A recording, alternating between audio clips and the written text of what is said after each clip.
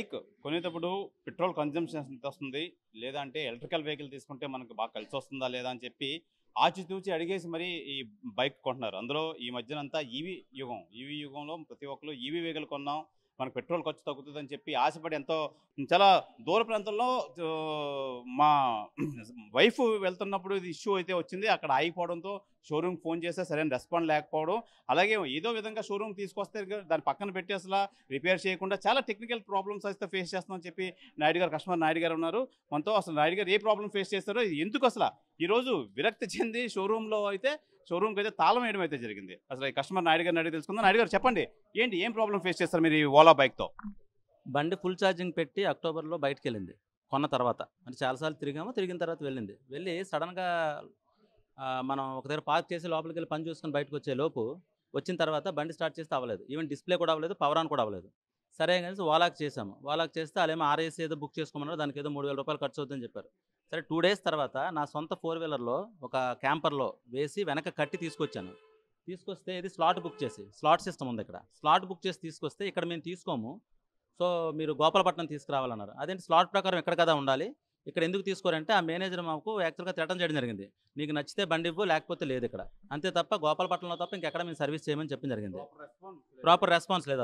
అతనే overall service manager అంట, head అంటారు.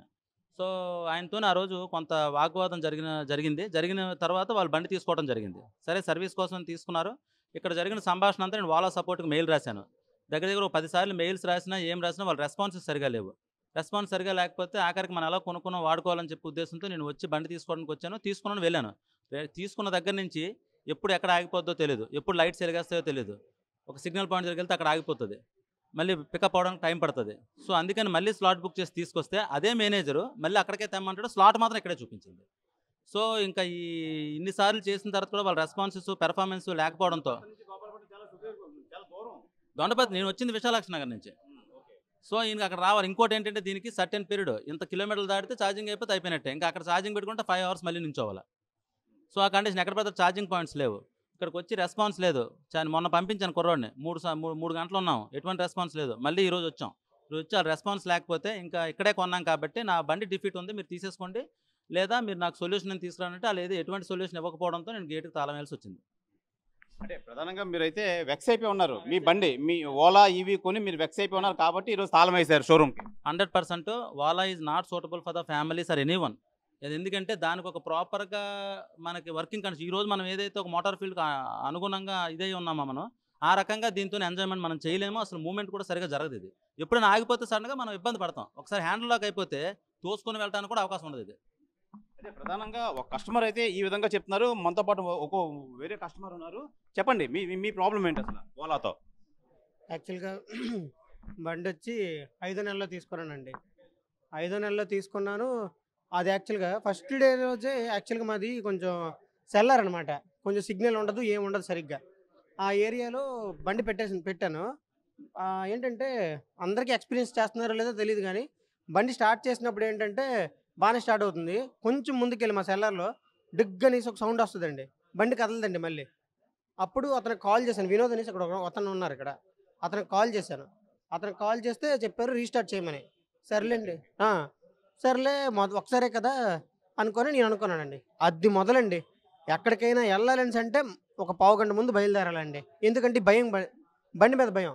ఒక స్టేషన్కి వెళ్ళాలన్నా భయమే, ఆ బండి నమ్మచ్చా లేదా అనేసి. చూడండి ఎంతో డబ్బులు కూడబెట్టుకొని మరి కొనుక్కుంటాం కదండి. పెట్రోల్ ఖర్చులు పెరిగాయి అనేసి ఎలక్ట్రిక్ కొనుక్కున్నాం. అది చూస్తేనండి వీళ్ళకి లేదండి రెస్పాన్సిబిలిటీ.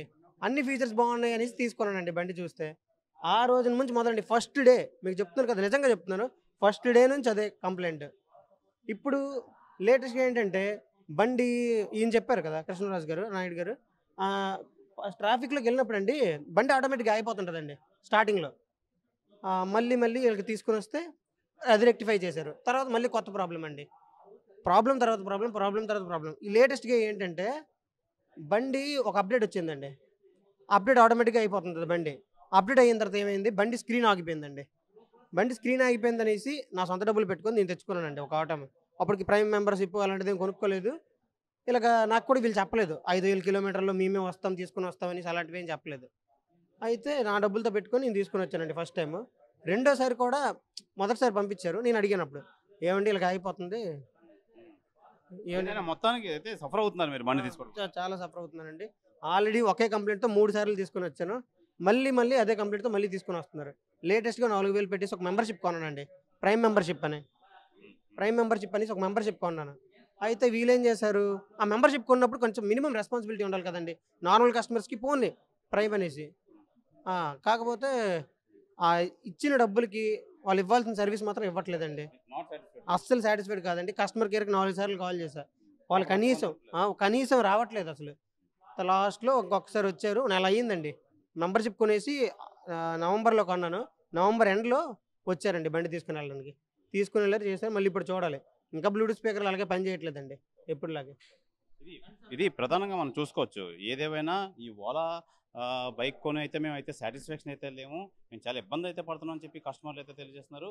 అయితే ఈ నాయుడు గారి కస్టమర్ ప్రధానంగా మనం చూసుకోవాలంటే మా వైఫ్ కోసం మేమైతే వెహికల్ కొని మేము చాలా ఇబ్బంది పడుతున్నాం. ఆవిడ చాలా ఒకరోజు లోపల లాంగ్ వెళ్ళి ఈ ప్రాబ్లం వచ్చి అక్కడి నుంచి ఫోన్ చేస్తేనేమో వాళ్ళు డైరెక్ట్గా తీసుకురమ్మన్నా తీసుకొచ్చిన తర్వాత ఎక్కడ కాదు ఒక్కో చోట కాదు వేరే చోట అని చెప్పి చాలా ఇబ్బందులు పడుతున్నారు. టెక్నికల్ టీం అయితే చాలా పూర్గా ఉంది. అందుకనే ఈ నాయుడు గారు కస్టమర్ అయితే మొత్తానికి విసిగిపోయి వెక్స్ అయిపోయి వెహికల్ కొనడం వల్ల షోరూమ్కి అయితే ఈరోజు వచ్చి తాళం వేసి తన అసహనం అయితే ప్రదర్శించారు. ఏదేమైనా మేమైతే చాలా ఇబ్బంది పడుతున్నాం ఈ బండి వల్ల, షోరూమ్ దగ్గర నుంచి కూడా చాలా ఇబ్బంది పడుతున్నాం అని చెప్పి అయితే ఈ కస్టమర్ నాయుడు గారు అయితే తెలియజేస్తున్నారు. ఇది ఈ ఓలా షోరూమ్ దగ్గర పరిస్థితి.